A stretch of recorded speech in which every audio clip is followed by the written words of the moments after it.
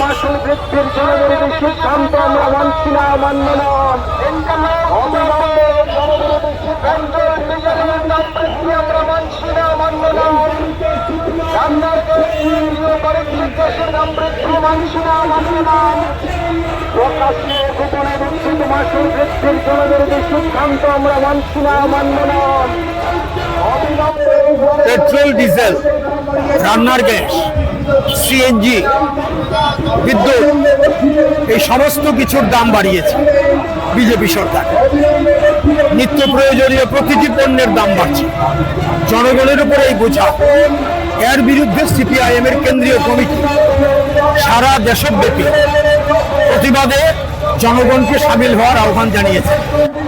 এই কর্মসূচির অঙ্গ হিসেবে আজকে আগরতলাতে আমরা প্রতিবাদ মিছিল এবং সভা করছি। এখান থেকে আমাদের দাবি হচ্ছে, জনবিরোধী সরকার বিজেপি সরকার, এই সরকারের এই জনবিরোধী সিদ্ধান্ত একের পর এক, তেলের দাম বাড়ানো, গ্যাসের দাম বাড়ানো, বিদ্যুতের দাম বাড়ানো আর বিভিন্ন দুর্নীতি আর্থিক ক্ষেত্রে সারা দেশে চলছে, এগুলি দাম বাড়ানো প্রত্যাহার করতে হবে, কমাতে হবে, আর এই দুর্নীতির বিরুদ্ধে ব্যবস্থা নিতে হবে, এই দাবি আমরা। কেন্দ্রীয় সরকার যুদ্ধের অজুহাত দেখিয়ে আমাদের দেশের মধ্যে এই যে জ্বালানি তেল, পেট্রোল, ডিজেল, রান্নার গ্যাস, বাণিজ্যিক গ্যাস এগুলি কিছুদিন পর পর বাড়িয়ে দিচ্ছেন এবং আমাদের দেশের যে সরকার এবং আমাদের দেশের যে পেট্রোলিয়াম মন্ত্রক মানুষের কাছে এটা মিথ্যা সেখানে তথ্য দিয়েছেন। তারা বলেছেন এখানে যুদ্ধ হলেও এই যে আমাদের যে ইরাক এবং ইরান এবং সিপিআইএম আমেরিকা ইসরায়েলের মধ্যে যুদ্ধ হলেও আমাদের দেশে অভিভাবক মণ্ডলী জ্বালানির কোনো সংকট নেই। বন্ধুগণ, আমাদের দেশে 60 দিনের মতো জ্বালানি তেলের মজুদ রয়েছেন, আমাদের দেশের কোনো অসুবিধা হবে না, এই আশ্বস্ত আমাদের দেশের মানুষকে করেছিল। কিন্তু আমরা লক্ষ্য করছি দিনের পর দিন আমাদের দেশের যারা পুঁজিপতি, এই সমস্ত বড় লোকদের স্বার্থে আমাদের আন্তর্জাতিক বাজারে অপরিশোধিত তেলের দাম বৃদ্ধি এই অজুহাত দেখিয়ে তাদের লস হচ্ছে। এই অজুহাত দেখিয়ে কয়েকদিন পর পর এইভাবে জ্বালানি তেল, পেট্রোল, ডিজেলের দাম বাড়িয়ে চলেছেন। এতে আমাদের দেশের সাধারণ মানুষের উপর অতিরিক্ত বোঝা চাপিয়ে দিচ্ছেন। এমনিতেই তো জনবিরোধী নীতির জন্য আমাদের দেশের মধ্যে সাধারণ মানুষের কোনো কাম কাজ নেই, রেশন কমিয়ে দিয়েছে, আমাদের দেশের মধ্যে যুবকদের কোনো কর্মসংস্থান নেই, মানুষের টাকা পয়সা নেই, আয় কমছে কিন্তু খরচ বাড়ছে। এমনিতেই তো মানুষ নাজেহাল, তারপরেও এইভাবে কিছুদিন পর পর এইভাবে জ্বালানি গ্যাস, এই সমস্ত নিত্য প্রয়োজনীয় জিনিসের মূল্য বৃদ্ধির কারণে আমাদের দেশের মানুষ ভীষণ অসুবিধার মধ্যে পড়ছেন। এটা আমাদের পার্টির, সর্বভারতীয় পার্টির এই কর্মসূচি আমরা আমাদের রাজ্যের মধ্যে আমরা প্রতিপালন করছি। এটা জেলায় জেলায়, মহকুমায় মহকুমায়, অঞ্চল স্তরেও এই কর্মসূচি এখন চলছে। আগামী দিনে আরও বেশি জোরদার আন্দোলন করতে হবে, মানুষকে ঐক্যবদ্ধ করতে হবে, আরও বেশি এই সমস্ত বেপরোয়া এই সমস্ত নীতি, জনবিরোধী নীতির বিরুদ্ধে আগামী দিনে মানুষকে ঐক্যবদ্ধ করতে হবে। এই বিষয়ে প্রত্যেকে বিরক্ত আমরা জানি, যারা বিজেপি করেন তারাও বিরক্ত, একদম শিওর, বলছেন না কিছু। দলটা করেন কিভাবে কথা বলেন, থুথু দিলে নিজের উপর পড়বে। তার জন্য বিজেপির যারা সমর্থক বা নেতা তারাও নীরব। ভাবতে পারেন 4 বার পেট্রোলের দাম বাড়িয়েছে 7.5 টাকার মতো, সিএনজির দাম আকাশ ছোঁয়া করেছে। পিএনজি পাইপলাইন গ্যাস বাড়ি ঘরে যে আসে তার দাম বাড়িয়েছে। সিলিন্ডার পিছু 3 মাস মাঝখানে গ্যাপ দিয়ে 90 টাকা বাড়িয়ে দিয়েছে। বিদ্যুতের দাম গত পরশুদিন এখানে বলবেন কমরেড মানিক দে, তিনি সাংবাদিক সম্মেলন করে এ ব্যাপারে বক্তব্য রেখেছেন।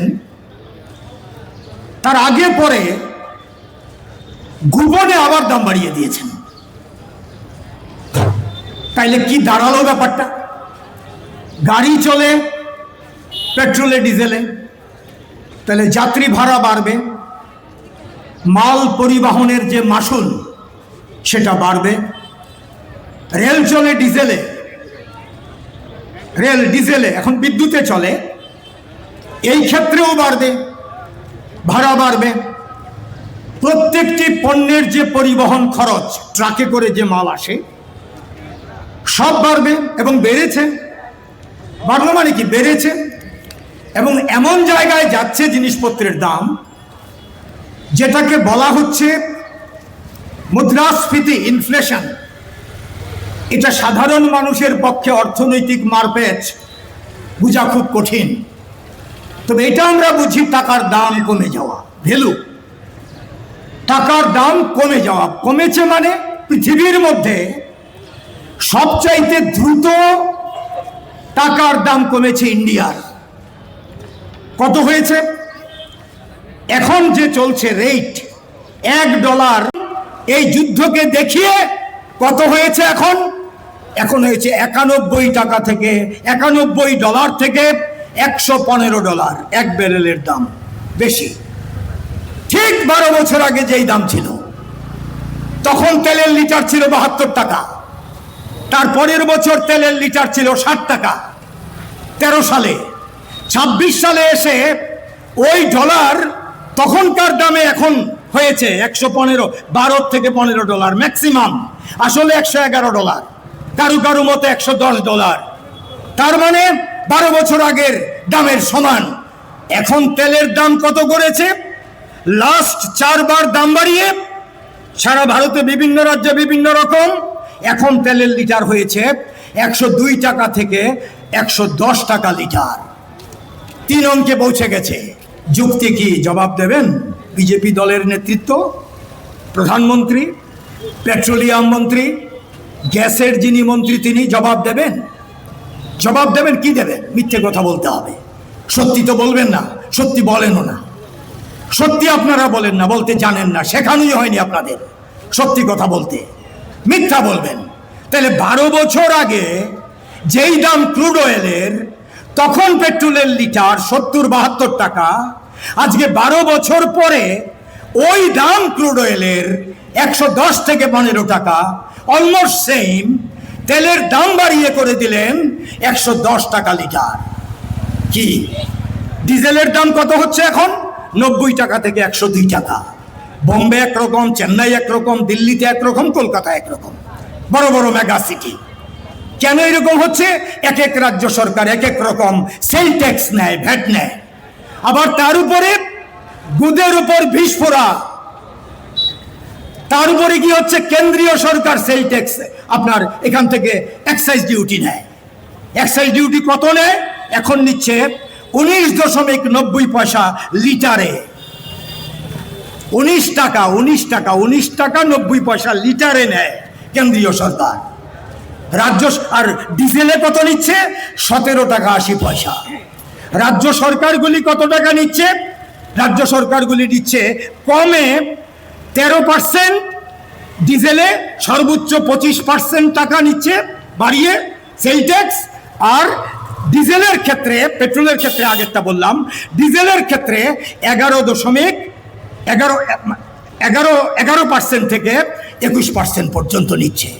এই অঙ্কগুলি বললাম এই কারণে, পথসভা আপনারা বসেছেন, শোনার ব্যাপার আছে, জানার ব্যাপার আছে, বুঝার ব্যাপার আছে।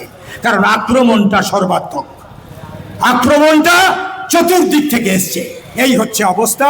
বিদ্যুতের দাম আমি ডিটেইলে যাব না, এখানে কমরেড মানিক দে পরে বলবেন।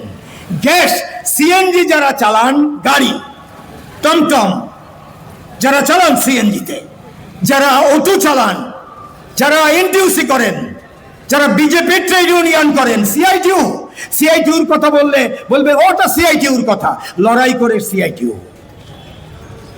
ময়দানে কি আছে? সিআইটিউ। এইসবের বিরুদ্ধে লড়াই করে কে? সিপিআইএম। তারপরে প্রেসের একাংশ বন্ধুরা সিপিআইএম কে দেখতে পান না।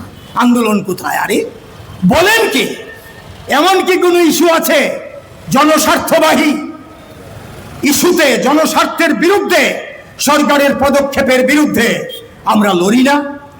আমরা আছি। সিআইটিউ সিএনজির দাম বৃদ্ধির বিরুদ্ধে প্রতিনিয়ত মার খাচ্ছে, রাস্তা ছাড়ছে না, লড়াইয়ে আছে, লড়াই করে চলেছে। দাম কমছে না, দাম বাড়াচ্ছে। যুক্তি কি?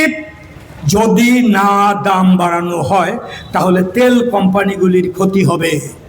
অয়েল মার্কেটিং কোম্পানি ওএমসি, 3টা কোম্পানি কত টাকা রোজগার করেছে জানেন? গতবার, আর এইবার আগেরগুলি বললাম না।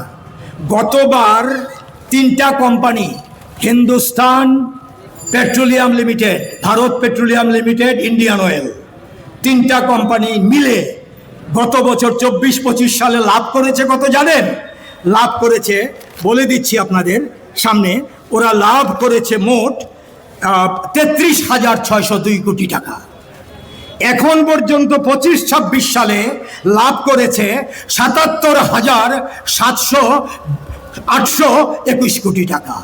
রিটেন একদম লিখিত হাতে তথ্য, আমার না, তাদের যে শীট আছে, যে তাদের যে টার্নওভার তার তথ্য। তারপরে কি বলছে? তারা বলছে তারপরে লস। কিভাবে লস? হ্যাঁ, 77,000 কোটি টাকা এখন, এর আগের বার 33,000 কোটি টাকা। এখন পর্যন্ত গত 12 বছরে ডিকন্ট্রোল করে দেওয়ার পরে, আগে তো সরকার নিয়ন্ত্রণ করত, এখন এই কোম্পানিগুলো নিয়ন্ত্রণ করে। তারা তাদের ইচ্ছে মতো যখন খুশি তারা প্রস্তাব দেয়, সরকার দাম বাড়াতে বাধ্য হয়, তাদের কথায় সরকার চলে। এখন পর্যন্ত কোনো দিন তেল কোম্পানিগুলির লস হয়নি। হ্যাঁ, যেখানে